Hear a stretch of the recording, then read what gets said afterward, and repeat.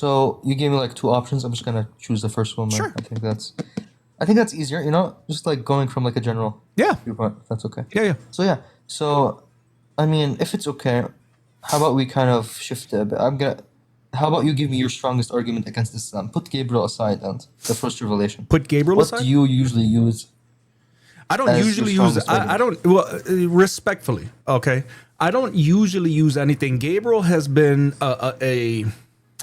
I find Gabriel to be important simply only because Gabriel, according to Islam, is the one who carried the message to Muhammad on behalf of Allah. And because his name is inserted all over the Quran and the Hadith presuppositionally, I find it very interesting in the way that the identification was made. But let's do something else. We can get to that later on. I don't think that right off the bat, as a Christian, I don't think that we can follow Muhammad as a prophet just from a moral standpoint. Like, I don't think he's an individual who was truly a prophet of God. I don't think that the decision-making processes and the way that he went about things was in alignment with the previous prophets, right?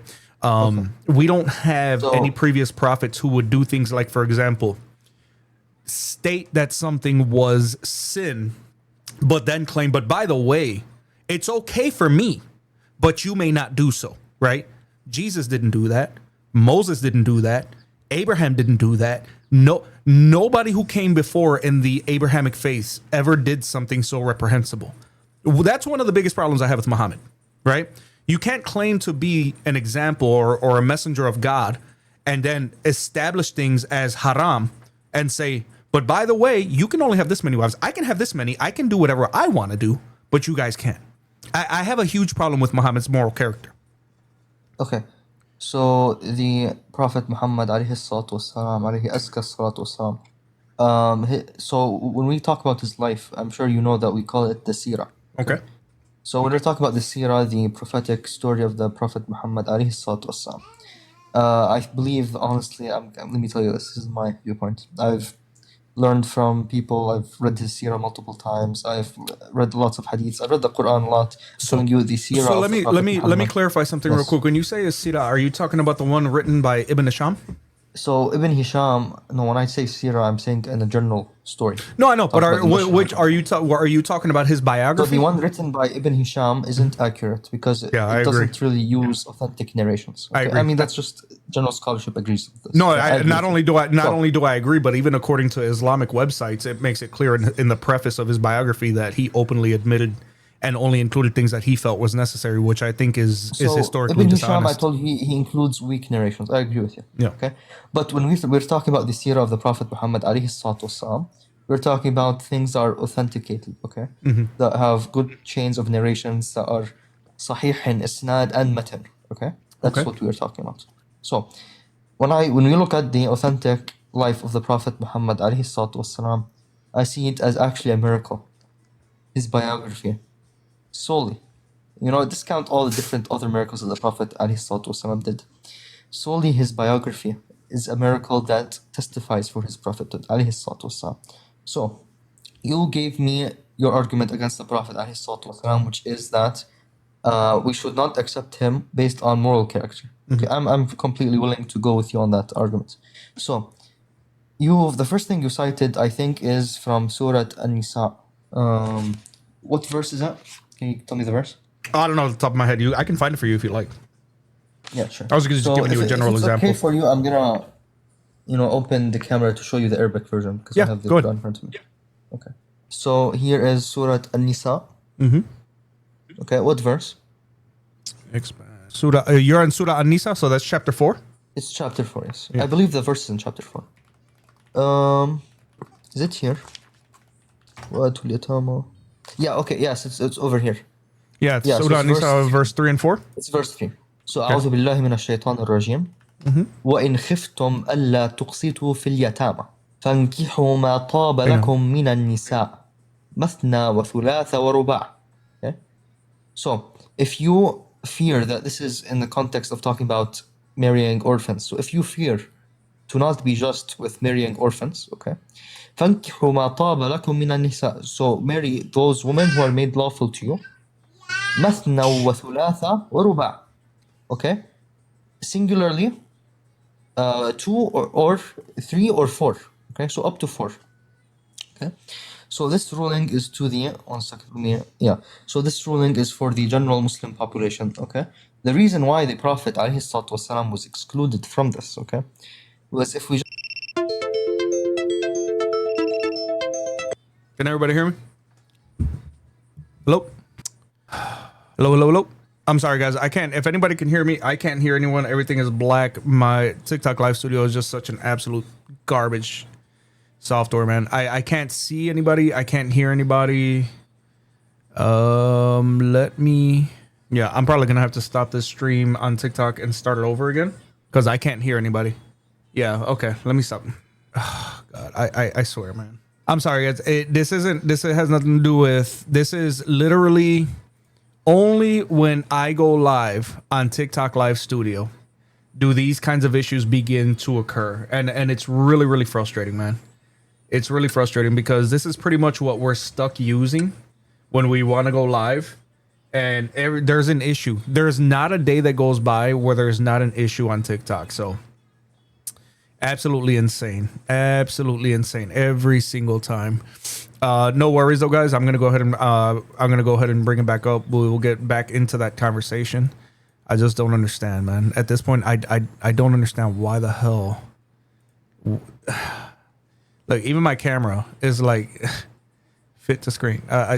Crazy, man. Go live, and we're just gonna go live. You know what? Hang on. Let me change video settings too high. Here, let's do 6,000. Because it seems like every single time I do this with the NVIDIA encoder, it just doesn't want to cooperate, and it's crazy as hell because performance, like hardware, is not an issue. Not here, man. And that's crazy to me. That is crazy to me. Settings, change layout, save. All right. So we're back up and running, guys. I'm really sorry about that. As he is talking, I'm literally getting the screen freezes, then everything goes black, and it's like, you know what I mean? Like it is so aggravating. Honestly, it is so aggravating. I do find it interesting though that the last conversation, the guy didn't want to talk about the angel Gabriel. I'm not saying there's anything behind it, but. All right, brother. Yeah, I'm sorry. Yeah, I don't know. The TikTok live studio just froze, and then everything crashed. I'm not going to talk about kind of the first revelation and all these different stuff is because I just don't see that as relevant, honestly. I'm sorry? So I think a general framework. The reason why I'm not going to go in specific about like the first revelation, I don't think, first of all, I'm qualified to know the narrations, specific hadith that would quote well, they're very straightforward, but I find it disturbing that you would feel that you would reduce your own intellect to stating you're not qualified, because you sound intelligent enough to me to understand what's going on. Okay. You know what I mean? So I mean, we were talking about the marriages of the Prophet Muhammad alayhi salatu wasalam. Okay. Sure. So you asked me why did the Prophet Muhammad alayhi salatu wasalam, okay? Mm-hmm. Why? Yeah. This is the verse I had up. Yes. Yeah. So the Prophet Muhammad ﷺ, why was he allowed by Allah subhanahu wa ta'ala to be able to marry more than 4 wives? Is that your question? Just to clarify here. It's not a question. It's more of a statement that I have an issue with a guy who calls himself a prophet who feels that he is above sin. Okay. So the Prophet Muhammad ﷺ, if you look at his marriages, okay, you have to look at the context because you have to understand history and the Seerah. So all his marriages, okay, except for disregarding Aisha, radiallahu anha, may Allah be pleased with her, were with widows, and maybe even, I think, Maria al-Qibtiyya, because she was a Mulk al-Yamin. But, for example, all the other ones, they were widows, okay, with children. Okay. So the reason that the Prophet ﷺ was allowed to marry more than one was as a form as charity. Okay. I see. The Prophet Muhammad ﷺ as being Sayyid al-Khalq, the best of all creation. Okay, so let's stop there. To make justice. Only he can make justice. Sure. Okay, so let's stop there. Okay. Now you stated, if I heard you correctly, you stated 2 things. You stated that he was allowed to do this because they were widows, and this was a form of charity. Okay. Now, I find that very, very interesting because according to you, this is permissible now because he's essentially doing them a favor, right? Well, to me, that doesn't stand to reason. And I will tell you why. Because if he's doing it as a form of charity, which according to Muslims is very important in Islam, then there's no reason for another Muslim man not to be able to spread the same charity. I understand. Right? I understand So that in and of itself, trying to disguise it as charity, because here's the thing, and I will tell you, brother, as a man, and you being a man, I know that you understand this. There are certain men that are very good at finding ways to be with women and always having an ulterior motive. Okay. And the problem is when a guy like Muhammad says, well, I'm able to do this because it's a charity. Actually, no, it's not. It's a charity to him.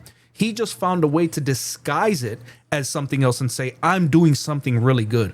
But if Muhammad truly felt that this was something that was really good, there would be no reason to prohibit other Muslim men from participating in that also very good action. Because it's not like Muhammad married all the widows and did all the charity and therefore the mission was done. That's not what happened. He essentially was finding ways to say, I'm going to do whatever I want to do, but you had better not, right? And then going back to the second thing, when you said, well, he was the best of mankind. He actually wasn't, because the only sinless individual to ever have been acknowledged as such, even by his enemies, was Jesus Christ. Muhammad did very atrocious things. Like when you look at the events of Banu Qurayza, right? Muhammad sanctioned literally the execution of hundreds of Jewish men. No judgment from God. Are you talking about Banu Qurayza? Yeah. Are you talking about Banu Qurayza? Yeah. Okay. So I mean, we're jumping. No. But I'm addressing both of your points, because the first thing you said was that marriage was that it was a charitable thing that he was doing. I'm sorry, brother, I disagree. That's not charitable. That's just him finding ways to make sure that he's marrying who he wants for the sake of being able to have intercourse with them and understanding that there's no husband to get in the way. That's all it looks like to me. So, respectfully, this is what I'm gonna say. I mean, if we to have like a discussion, it's gonna be best to like focus on one issue at a time. Because do you want me to address Banu Qurayza or do you want me to address? No, brother. I addressed two of your points because you made 2 points. You stated that this was right. So you stated that it doesn't matter to me, because you stated that the marriage thing was charity, right? Which I vehemently disagree with, because it makes no sense. If it's charity, then all Muslim men should be able to participate in this charity. And number two, you said that he was. You want the reason why? But number two, you said he was the best of mankind, which is also incorrect, because history records Muhammad doing extraordinarily atrocious things. So I'm not sure. When you here, let's do this. When you say that he was the best of mankind, why do you say that? So, respectfully, I'm just gonna focus on the marriage thing. I think because this is a specific point. Then we can go generally on why. Okay, sure, whatever you want. Okay, is that okay? Yeah. So this is. Am I on Surah Nisa? This is Surah Nisa. So was it verse 3? Verse 3, correct. Surah Nisa, verse 3. Yeah. So it says, وَإِنْ خِفْتُمْ أَلَّا تُقْسِطُوا فِي الْيَتَامَى فَأَنْكِحُوا مَا طَابَ لَكُم مِّنَ النِّسَاءِ مَثْنَى وَثُلَاثَ وَرُبَاعَ. Well, here, brother, my audience doesn't understand Arabic, so what I'll do is I'll bring up the English and I'll read it. And if you fear that you will not deal justly with the orphan girls, then marry those that please you of women, 2 or 3 or 4. But if you fear that you will not be just, then marry only one or those your right hand possesses. That is more suitable, that you may not incline. And then verse 4 goes on to say, and give the women upon marriage their bridal gifts graciously. But if they give up willingly to you anything of it, then take it in satisfaction and ease. Right? Okay. Okay. Yeah, I mean, yeah. So these are pretty clear verses. So this is what I will say. So when it says, about the thing of justice, okay, being able to have justice with multiple women. I mean, we can all agree that that's something pretty difficult, you know. Even dealing with one wife is honestly a task within itself. So, yeah, but I find it interesting that you went to not this everyone because is going to be qualified. Not everyone's going to be qualified to be able to have more than 4 wives. It's going to be a huge issue. Okay. So when we say that the Prophet Muhammad والسلام, is uniquely qualified for this, we can look at his life, his dealings with women, okay, And we can justify how he only, at that time, since he is the prophet of God, he is the best of mankind, it makes sense that it will be only applicable to him. Okay, so let's talk about that, because here's And the thing. you have to look at how he used this. Well, brother, He I didn't want to, use yeah, it to I want to have, satisfy his listen, own I want lusts. to have a two-way conversation, because respectfully, what I see going on here is, I understand that you vehemently want to defend Muhammad because you have to as a Muslim, and I have no qualms with that. I expect that. Okay, my issue is that you went to this and you went to the remedies for marriage, which is fine, but what we're not doing is we're not talking about what the original point that I made, and that can be found in Surah Al-Asab, the Allies, verse 50. So if we look at it, this is where people start looking at this guy with a raised eyebrow. O prophet, indeed, we have made lawful to you your wives to whom you have given their due compensation, and those your right hand possesses from what Allah has returned to you of captives, and the daughters. And we can ignore that, guys, because the parentheses is read into it, right? I know that the Arabic doesn't say this. This is a Sahih International. So if we skip it, it says, what Allah has returned to you, and the daughters of your paternal uncles, and the daughters of your paternal aunts, and the daughters of your maternal uncles, and the daughters of your maternal aunts, who emigrated with you, and a believing woman, if she gives herself to the prophet, if the prophet wishes to marry her, this is only for you, excluding the other believers. We certainly know what we have made obligatory upon them concerning their wives and those their right hand possesses. But this is for you in order that there will be upon you no discomfort. And ever is Allah forgiving and merciful. I'm sorry, brother. Now, what's crazy about that is that earlier you stated that you didn't want to talk about Gabriel and the Cave of Hira because you're not qualified. But then you went into this historical attempt to explain this ayah, which I admire. The issue that I'm seeing here is that there's nothing in this verse that explains that Muhammad is doing this for charity. There's nothing about widows in here, nothing. So now this is why Christians have such a huge problem with the things that you guys say about Muhammad, right? Because you're attempting to explain something, and in order to do that, you're reading something into the verse that's not there. Oh yeah? Yeah, I don't want to. Oh, okay, baby. So you're reading something into the verse that's not there, which I know is actually blasphemy in your religion.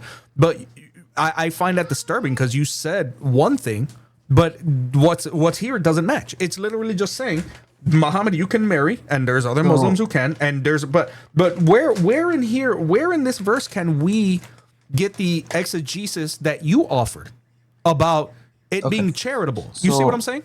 So, okay, one second. So when you're talking to Muslims, 90% of the time, you're not talking to Quranists, okay? You're talking to people of Ahlus Sunnah wal Jama'ah.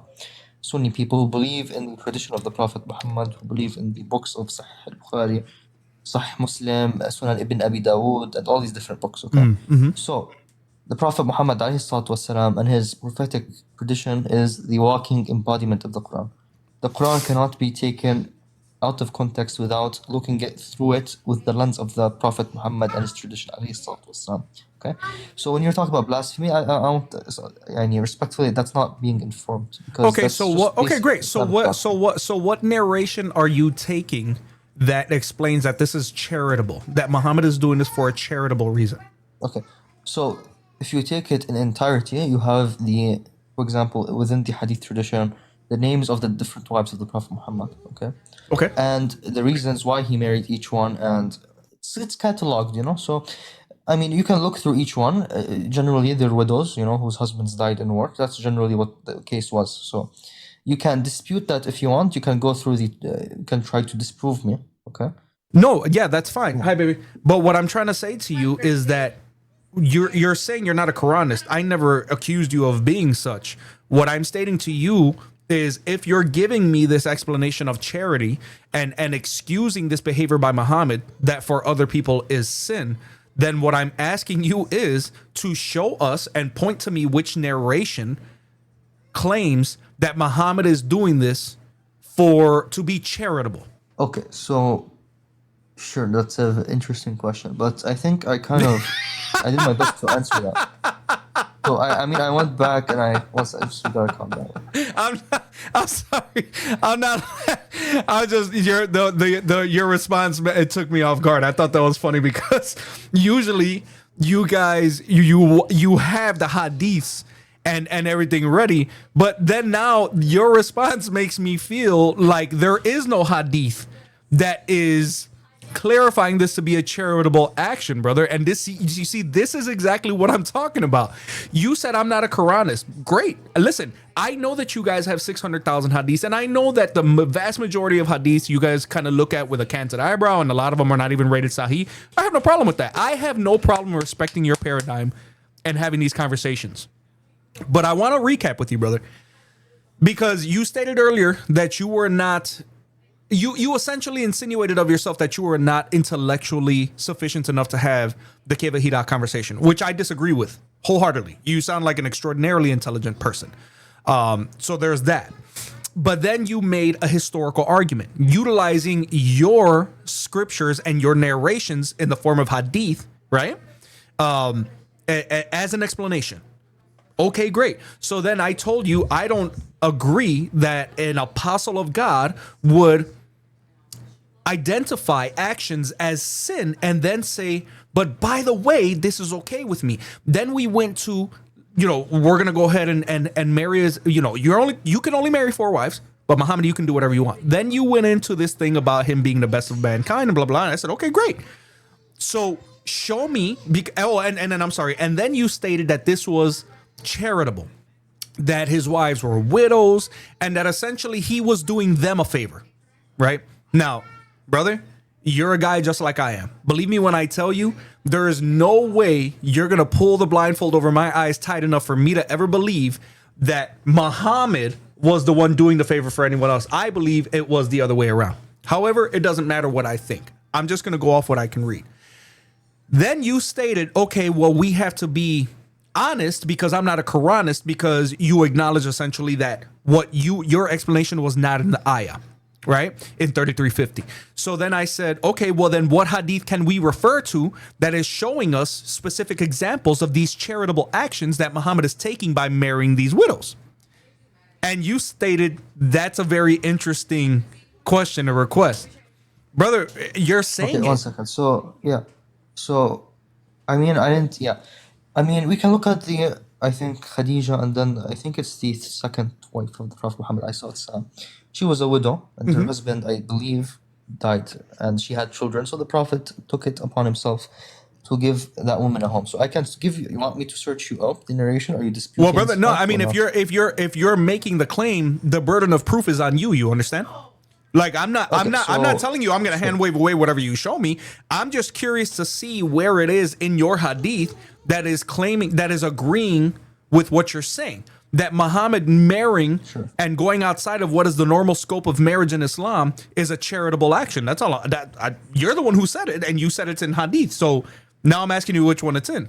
Okay, 1 second. Sure. So, this is Gemini, but I can't find a specific narration. Okay. So, the second wife of the Prophet Muhammad alayhi salatu wasalam was Sauda bint Zam. I think it's Sama. Okay. So, you want a specific narration or? But I don't. It doesn't matter to me, bro. Yeah, it doesn't matter to me. I just want a narration that would make it clear that hey, he was marrying all these women because he was doing them a favor. Essentially, is what you stated, that he was doing charity. That it wasn't sin for him because it was charity. I searched up on Google. Okay. Second wife of Prophet Muhammad and why did they marry? Okay. The first response was from Gemini. And it gives you kind of details of which the hadith context. is it? Says that, for example. So let me say 1 second. I mean, I can give you a specific narration if you want. But, That's what I want to see, because I'm respecting what I'm doing is I'm trying to respect your paradigm. You understand? I'm trying to go along with the way that you guys understand things, because you said you wanted to have an intellectual conversation of comparative theology. So in order to have an intellectual conversation of comparative theology, we need to use the scriptures that are synonymous to your theology. Would you agree? Yeah, sure. Okay. So what I want is, like, if you can give me narration that shows that his second wife was a widow, but her being a widow is not going to automatically mean that he married her as a charitable event. Your original claim, I want you to remember, was that the reason the Prophet was able to do this was because he was marrying widows and this was a charitable action on his part. So what I'm saying is, if you show me that he married one widow, okay, great. I'm sure that he did. But what I want is for you as a Muslim to show me, look, here, brother Christian, here is why Muhammad was able to do this. Here is what his wives are saying. Here is where Allah told him, or the Prophet stated, Does this is a charitable thing. I'm sorry? Does At-Tabari work for you? Al-Tabari, the commentator? We'll see what Al-Tabari says. What does he say? What? History of Tabari. No, not At-Tabari, the commentator. Tarikh At-Tabari. Yeah, History so of yeah. At-Tabari. Well, Biographies. okay, sure. Let's look at what Al-Tabari has to say. Sure. So, oh my God, I'm gonna need to open a PDF. I'll open this up. So, I mean, this is just like on Wikipedia quotes. Okay. Nope. Yeah. Listen, brother. I understand that information can come from anywhere. I don't dismiss it just because it comes from a web search. That's only something people do when they don't like that the searches being generated are dismantling their narrative. I'm not going to be dishonest. I just want to see if there's anything that exists that states that Allah told Muhammad that he was able to circumvent this specific sin because he was performing charity by marrying widows. Okay. So, for example, Sauda, she was a widowed mother and she was persecuted in Mecca. Okay.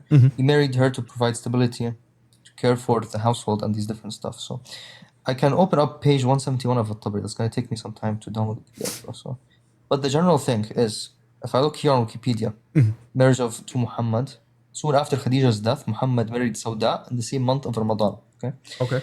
So Sauda, it says here, had 6 children and feared that they would disturb Muhammad. So the reason for the marriage, according to, let's see, blah blah blah. So she was a Muslim before, and her husband was one of the Muslim people who were being kind of tortured and expelled in Mecca. So when her husband died, she was left alone to deal with her disbelieving family. So she was kind of in a predicament, So the Prophet Muhammad, he got a widowed woman who had 6 children. This is all according to Imam al-Tabari, and he just took her into his own household. So I don't see what's the problem with that, So yeah. You can maybe make the argument, no, it's a problem, but I don't see it's a problem. Well, no. This is a weird argument. Yeah. Well, no, brother, I didn't. So correct me if I'm wrong.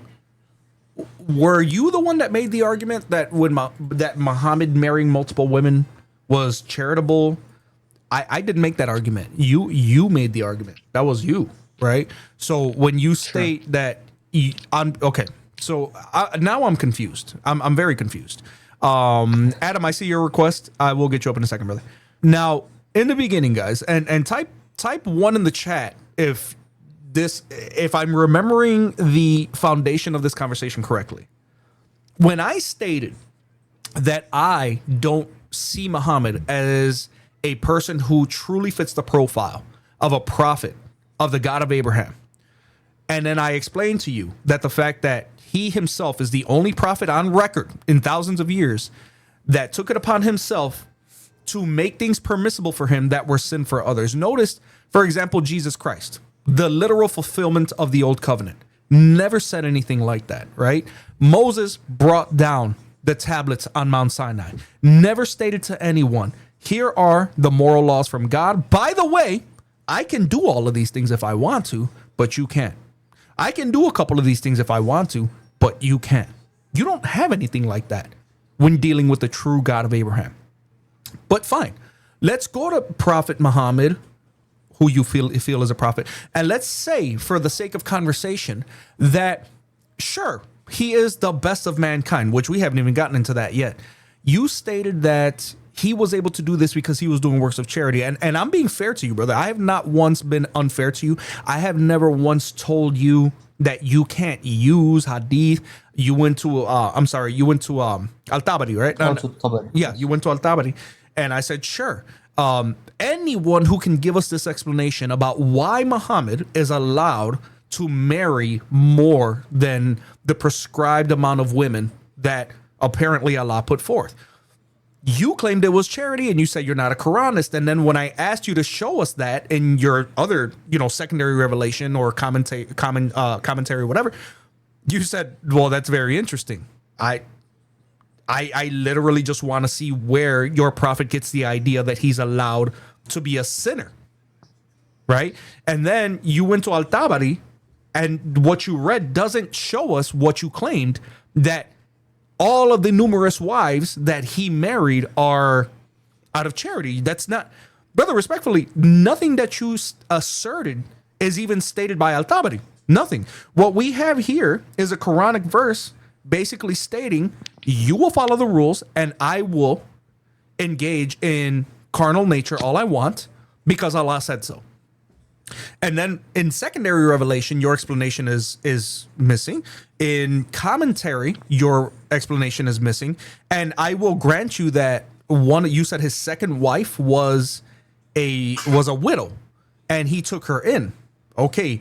That does not anywhere make the insinuation that this individual, Muhammad, was told by Allah that he can marry whomever he pleases if they're widows or if it's charity, because then that takes us all the way back to my first point, which is that if this is truly a charitable action, a just God, a real just God, right, would not preclude other Muslim men from participating in this very same type of charity.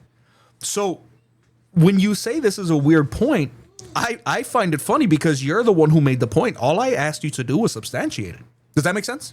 Sure. So I think when I said this interesting is that, I asked you to give me your strongest kind of argument against Islam. Okay. I was confused why you'd bring this one up. I expected something more like Aisha or like, I don't know. Well, jihad or let me something ask you like this. that. Let me this is ask you quite this. niche. Are you sick of the Aisha argument already? Like when we have these conversations, wouldn't you like a fresh approach? Because I'm sick of the Aisha argument. We can go there if you want to. That's gonna make him look a lot worse. I wanted to start at something more generalized, right? I wanted to start at something that we can right from the bat foundationally show that Muhammad's not in alignment with the previous prophets. And just in this verse alone, it makes it clear that he is not in alignment with the previous prophets. Okay. So, yeah. So quite honestly, I'm gonna be honest here. So, I have to go do something. So Okay. I'm not running away or anything. I'm Okay. not accusing you of running away. No. Maybe do you do this? How often do you do this? I'm live Tuesday, Thursday, Saturday, brother. Tuesday, Thursday, Saturday. So the two T days and the first day of the weekend. And I'm always live. Thursday, okay, we can continue with the conversation of the prophets of the wives of the prophets. That time I'll have like the citations ready. Okay. Of the different hadith books of each specific marriage and why, and kind of what the scholars have said on this topic. Because you took me kind of on, you went to a kind of a niche argument I did not expect. So I don't have the citation ready. No problem, brother. I appreciate your honesty and I appreciate the conversation, man. Okay. Bye. All right, man. Bye-bye. Have a good one. Here, guys, listen. I do feel like that was, believe it or not, guys, I feel that it was a productive conversation because he was respectful and because he didn't pretend to have information that he did not have. What that was essentially was a man who has been taught something his entire life. And then when presented with the argument, he kind of spit back what his sheiks or what he's, have told him, or maybe his parents or someone else in the Muslim world. And very sweet kid. I like him a lot. I do. I honestly wish every conversation was that fruitful. Because, he was struggling, but he wasn't disrespectful, right? And I find it funny that he said, well, I thought you were going to go to Aisha.